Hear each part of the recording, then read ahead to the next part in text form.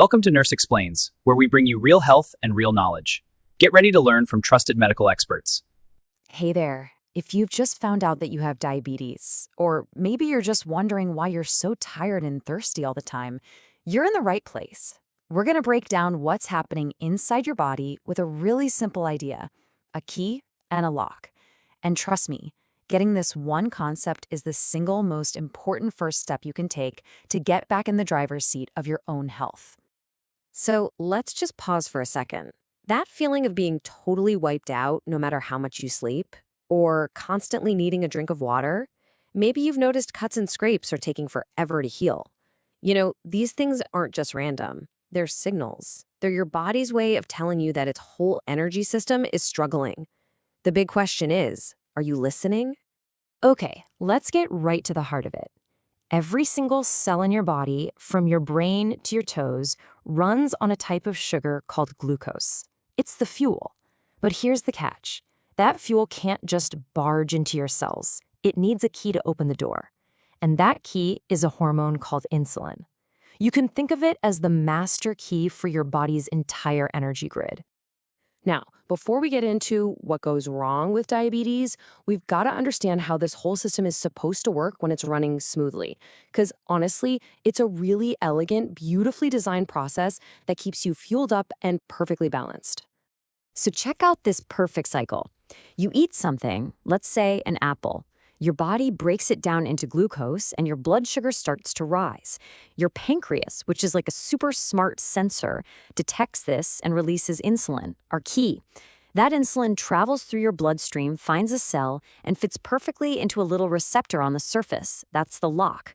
Click. The door opens, glucose rushes in to be used as energy, and your blood sugar levels gently fall back to normal. It's flawless when it works right. So, if the system is so perfectly designed, what's going wrong in type 2 diabetes? Well, for most people, the problem isn't that they've run out of keys. Your pancreas is probably still making plenty of insulin. The real issue is with the lock. And this is the big concept: insulin resistance. Over time, for a bunch of reasons, the locks on your cells start to get, stiff. It's almost like they've gotten rusty. So the insulin key is there, it's trying to do its job, but the lock just won't turn easily anymore. The cells get less and less sensitive to the signal, and all that amazing glucose energy gets left behind, stuck in your bloodstream. So what's causing these locks to get so rusty in the first place? Well, research points to a few usual suspects. Things like carrying extra weight, especially around the middle, not moving your body enough, having high blood pressure, and smoking. They all contribute to this low-grade inflammation that basically gums up the works, making those locks on your cells less and less responsive to that insulin key. Now, when that key can't open the lock and all that sugar starts building up in your blood, your body doesn't just sit there silently, oh no. It starts ringing some pretty loud and very specific alarm bells. It's really like a chain reaction, a domino effect.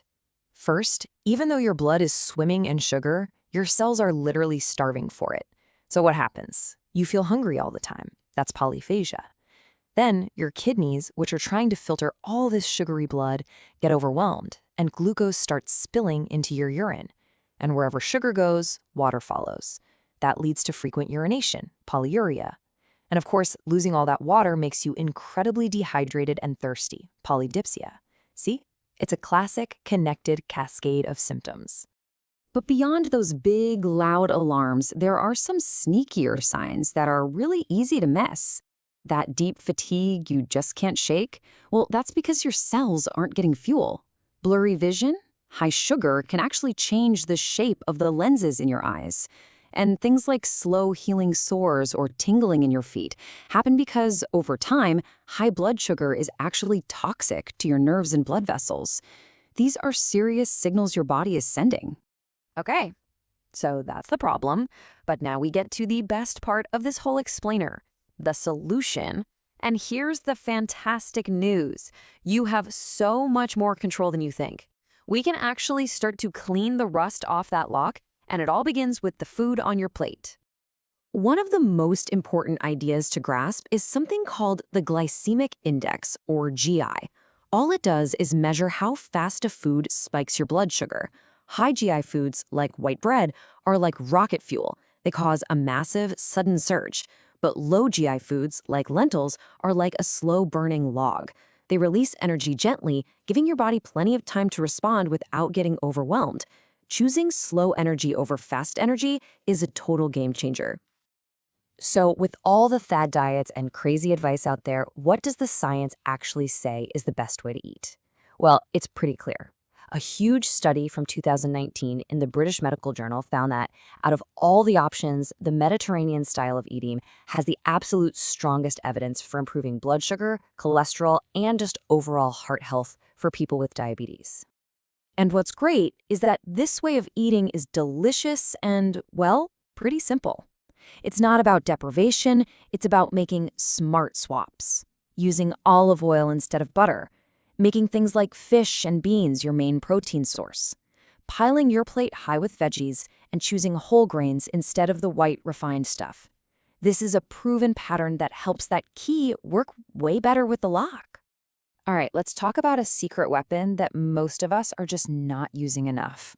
Fiber. The American Diabetes Association recommends getting about 14 grams of fiber for every 1,000 calories you eat. And why is it so powerful? Because soluble fiber, the kind you find in things like oatmeal and beans, it literally forms a gel in your gut that slows everything down. It puts the brakes on how fast sugar gets into your blood. It's like a built-in shock absorber for your blood sugar. So what does a day of eating like this actually look like in real life? Check this out. For breakfast, you could have some oatmeal with berries. That's low GI energy plus fiber. For lunch, a big bowl of lentil soup. In the afternoon, a handful of walnuts gives you healthy fats that keep you full. And for dinner, maybe some grilled fish with a ton of roasted vegetables. See, this isn't about eating boring diet food. It's about eating real, delicious food that helps your body heal. As we start to wrap this up, I really want this to be the main message you walk away with. I know a diagnosis like this can feel scary and overwhelming, but the truth is, a tremendous amount of control is right here in your hands. And the science here is incredibly encouraging.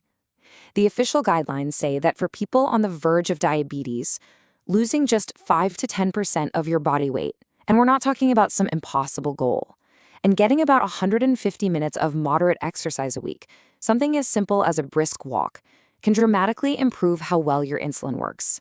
In many cases, it can even stop or reverse the progression of the disease. This quote from a nurse really brings it all home. It's not about being perfect. It's not about one salad. It's about the small, consistent choices you make every single day.